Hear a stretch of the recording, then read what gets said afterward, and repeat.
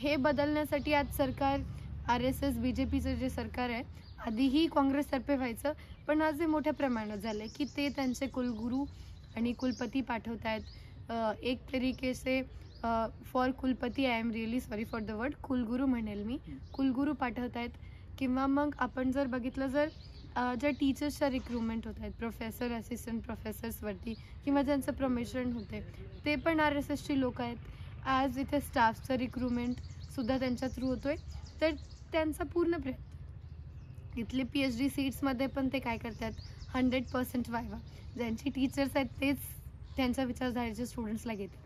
तर पूर्ण प्रयत्न आहे की JNUचं जे वातावरण आहे त्याला पूर्णपणे संपवणं. शटडाऊन JNUचा कॅम्पेन चालवला गेला 2016मध्ये.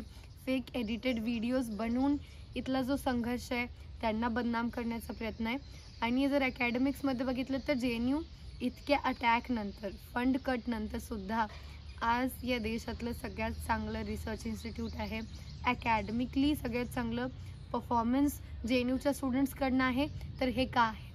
बिना अभ्यास करता तर तुम्ही ते नाही करू शकत ना. ही सरकारची रँकिंग आहे, मी तर रँकिंग नाही दिली आहे. सो सरकारच्या रँकिंगमध्ये आणि जगातल्या 100 चांगल्या इन्स्टिट्यूटमध्ये, युनिव्हर्सिटीजमध्ये JNUचं कन्सिडरेशन होतं. का होतं? इथलं अकॅडमिक चांगलं होतं, त्याला खराब करण्याचा प्रयत्न आहे. स्टुडंट डेडिकेटेड आहेत त्यांच्या शिक्षणासाठी आणि ते जाणतात की जे सेंट्रल लेवलचे मुद्दे आहेत, जो फंड कट आहे, जे पेपर लीक्स होत आहेत, ते कुठे ना कुठे आम्हाला इफेक्ट करतात ना. इथे की सरकार पैसे देत नाही पब्लिक फंडेड इन्स्टिट्यूट्सला, युनिव्हर्सिटीजला.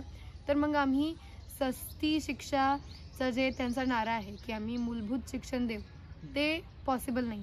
सो आमचा जो भर आहे तो त्याच गोष्टीकडे आहे की या सगळ्या गोष्टी रिवाईव्ह व्हाव्यात, पण यांना संपवण्याचा पुरेपूर प्रयत्न आहे. So this is the whole scenario.